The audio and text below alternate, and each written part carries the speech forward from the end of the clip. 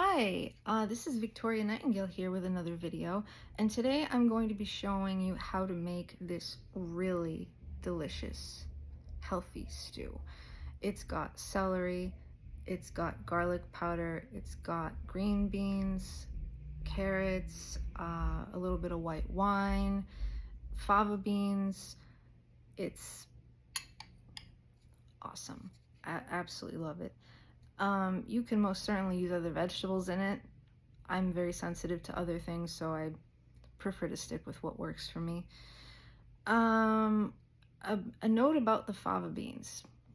Later in the video, I'm going to be talking a bit about them, and I just want to say I have to experiment with the time that I decide to soak them, because you see, the problem is they take a little while to cook, but they just don't take too long to cook. So it's hard to cook them with the right time. With regular beans, I soak them for 10 hours. With chickpeas, I soak them for 10 hours. And I don't have a problem with them falling apart. They need the time to soak and fill up with water. But these fava beans, they're different. You know, I bought them at a Portuguese market. Maybe you can find them at a Spanish market too if you like them. But they probably don't need 10 hours of soaking. Possibly 4 hours, and then you just dump the water out. Maybe that's all they need, just a little bit so they can soften up.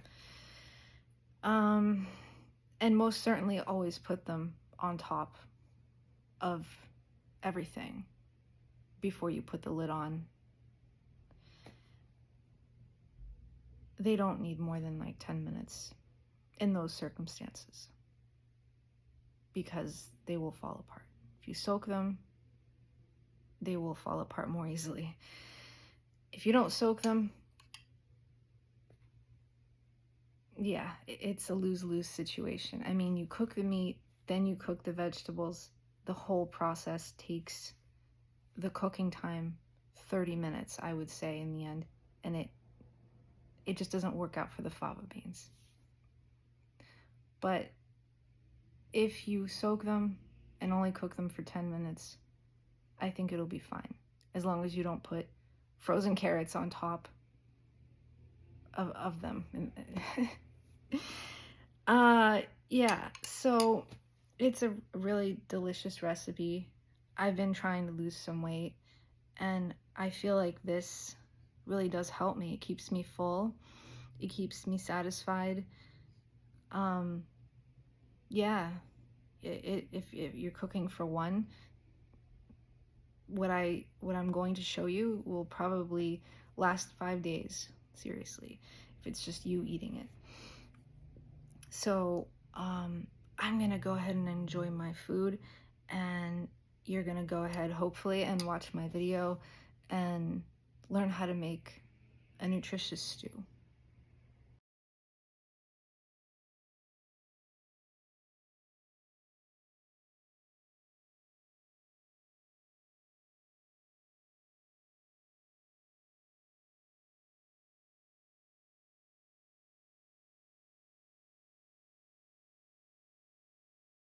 This is what my chicken looks like after it's been cooked for 20 minutes in the pressure cooker.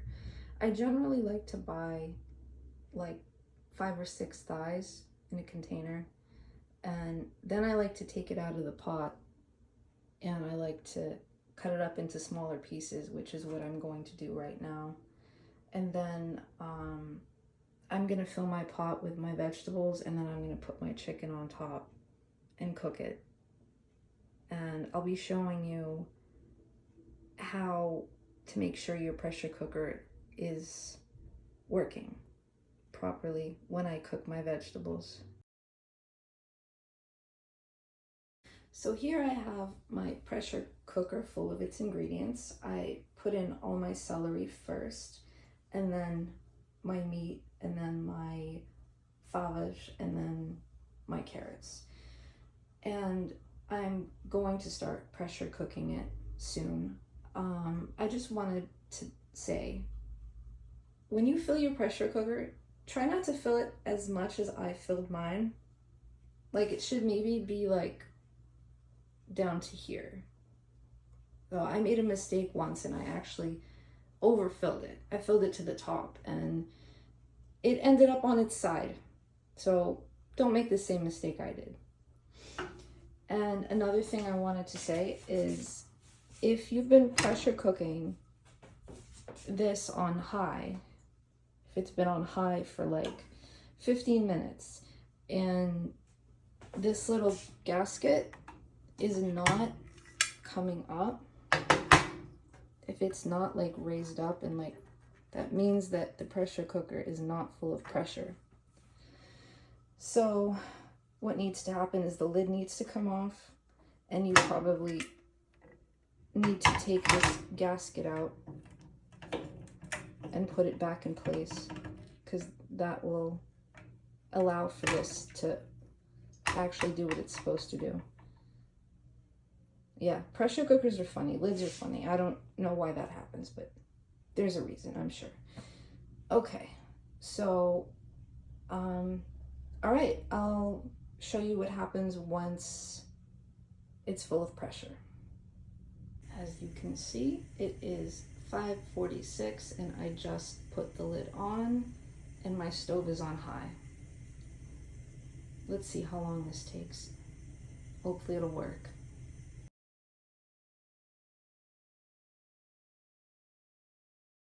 As you can see, it's been about 20 minutes now, and you can see my top is starting to move. Now, I wouldn't let it move like this to this degree for too long, because something bad will happen. But once you see it doing this, you can, and it's been doing this for what, maybe 10-15 seconds, you can come over and put it halfway down like that on medium. And yeah, so this will take approximately, I would say 10 minutes from now. This should be done, because my meat is cooked. We're basically just cooking my vegetables. As you can see, this little lid is raised. Everything's functioning. There's no water leaking on the sides here. There's no pressure coming out of here. You know, in moments I've seen that this isn't working properly, there's liquid coming out, seeping out, or pressure, or a lot of pressure coming out of this little gasket. When that happens, as I said, I just need to remove this gasket that's on the inside and put it back, or basically get a new one if it's really old. So, yeah, I hope that this has helped you.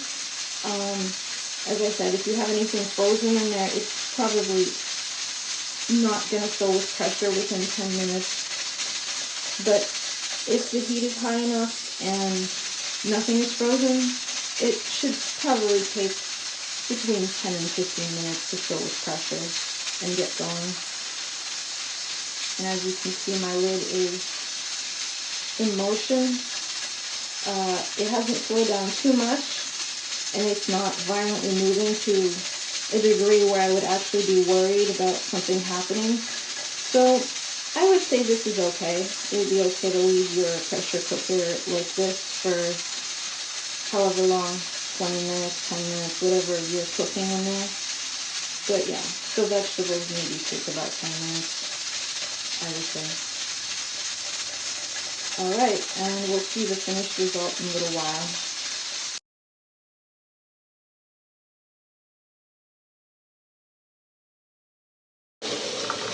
This is what I like to do.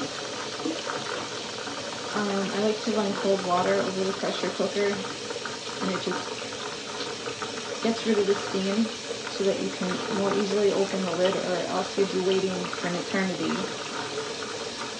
So, any moment you'll probably see the pressure cooker literally fart. I'm going to say it's going to fart because I don't know what else to call it.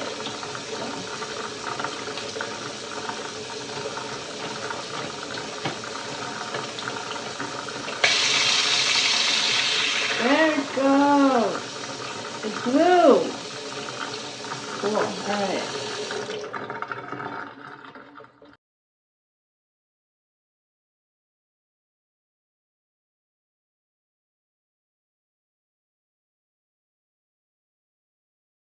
And as you can see here, we have a very nice end result, I think.